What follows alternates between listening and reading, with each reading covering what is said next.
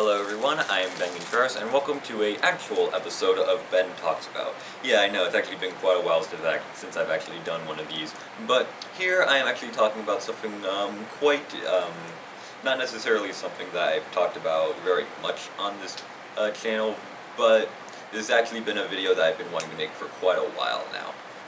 Now, around 3 years ago, a pilot for a certain cartoon series was uploaded onto Cartoon Network's YouTube channel, and it was a pilot for a TV show called Infinity Train.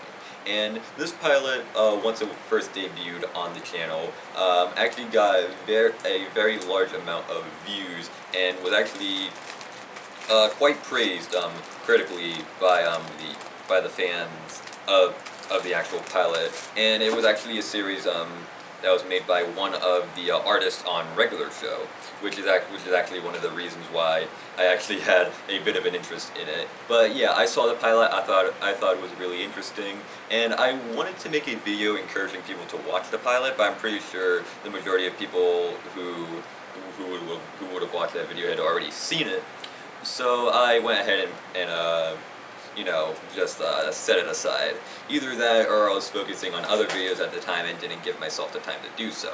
However, nowadays the pilot eventually became a full-on series with a grand total of 2 seasons on the actual Cartoon Network channel, with its 3rd season being available on the streaming service HBO Max. And of course, the moment I say that, I really regret making that video of me talking about all the Studio Ghibli films only being on HBO Max, because once I heard that this 3rd season of this series was going to be on that same exact streaming site, and the fact that I've seen the majority of ads I see on YouTube is for that streaming site, I just think to myself, why do I even bother?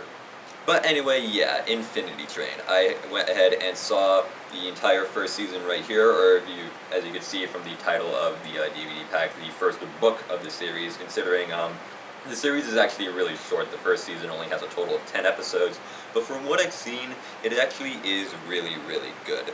Now, I won't be going into too much in terms of spoilers with the show for people who haven't seen it yet, although I'm pretty sure most of you have seen it or have plans to see it, so I won't go too big into the major spoilers, especially towards the end of the series, but I'll give you an overall premise of what the story involves. Now, the series revolves around this humongous, seemingly endless train with an almost infinite amount of train cars to it, and in each train car is a completely different world with its own set of environments, its own set of rules and different conditions in order to actually get out and into the next car. It's kind of similar to the Doctor's Base. That's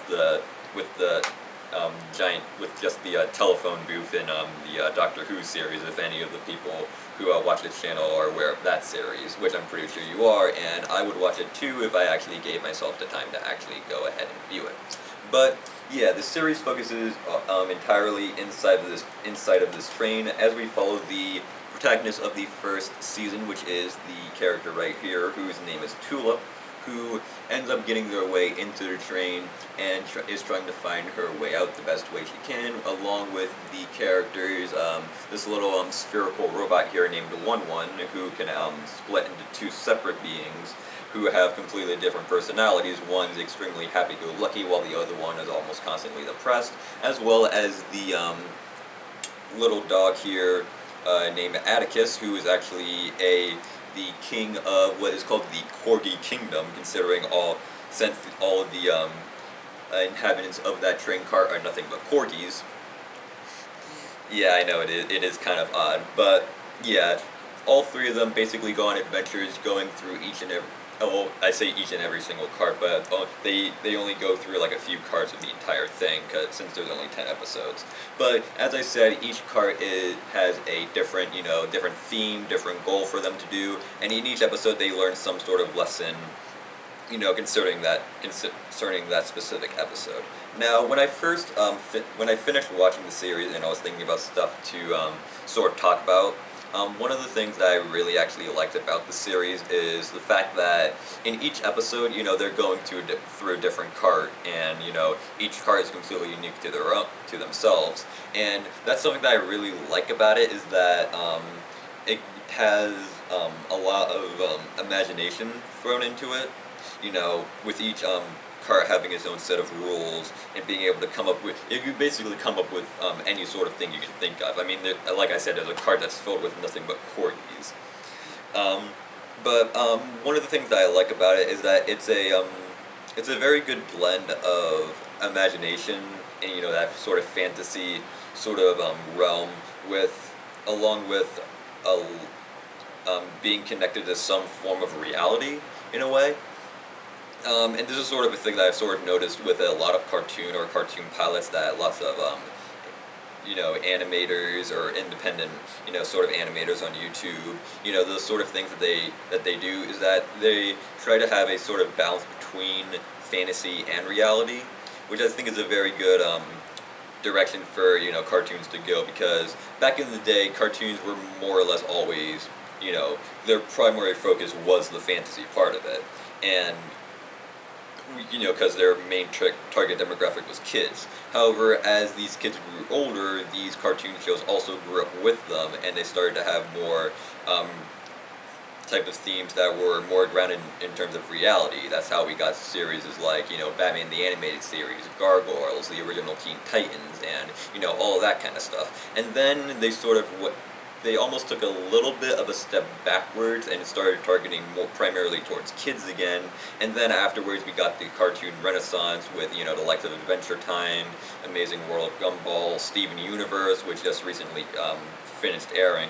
And then we also have series like Infinity Train that sort of, they still have, their main target demographic is still kids, but they know that kids are able to handle, these sort of mature, more grounded in reality sort of themes, and I think that's something that that this series really does a good job on. Each episode they learn something. They learn a valuable lesson about friendship and all that kind of stuff, and a majority of the type of things that they have to do to get into the next train cart and actually find a way out, almost always has something to do with someone's personal life or their sort of mental psyche, if that makes any sort of sense. But yeah, the character, the main character Tulip here, she goes through like real world problems. She has, certain interests. She's a wannabe, game designer wanting to like be able to share the sort of imagination that she has, with, by, designing games. And due to, family issues and all of that, she's not really able to, and she has to eventually sort of learn to accept the certain changes in life, and once you eventually do that, things start to get a whole lot better, which I think is actually a pretty good theme for them to sort of teach kids. But of course, this series is not entirely serious. I mean, you got the two other main protagonists right here, who are basically more or less there for comedic relief, and to give the cartoon series that touch of fantasy, while Tulip is basically the thing that grounds everything to reality. You got the robot 1-1 here, who, like I said, can split apart into two separate robots, and both of them have a very good sort of like dynamic with each other.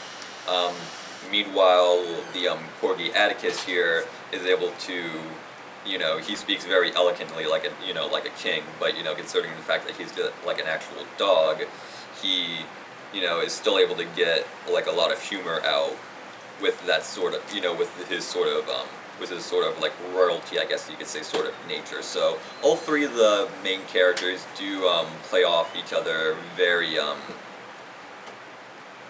very nicely. Not one character. There's not really a character that I would really describe as particularly annoying, because it's an even amount of screen time for around a 10 to 15 minute episode, with a total of 10 episodes as a whole. And eventually, the series by the end does get a lot more serious. Things start to wrap up, and it ends on a really good note. And if this was simply a short series that that wasn't continued on with the second and eventual third series and ended here, similar to other miniseries that Cartoon Network had, such as Over the Garden Wall, for example. I think it would have ended on a pretty good note. However, the series was received very well, and eventually it got itself a second season. So one thing that I sort of found out about it is that the series is compared quite a bit to a JoJo's Bizarre Adventure, in it that each season involves a different cast of characters.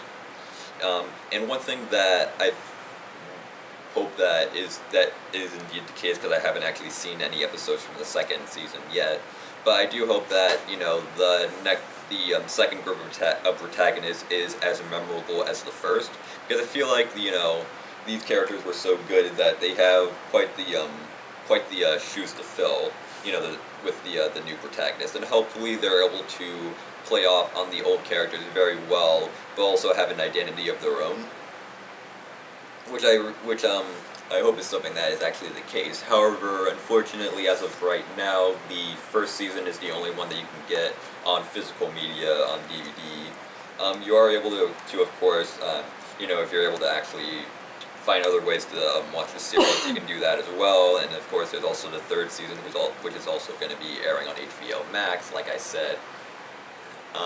I'm not quite sure if that means that the first two seasons are also going to be hosted there, but I guess only time will really tell. But overall, I really did enjoy watching this series, and if you haven't seen the series yet, I most definitely recommend that you do.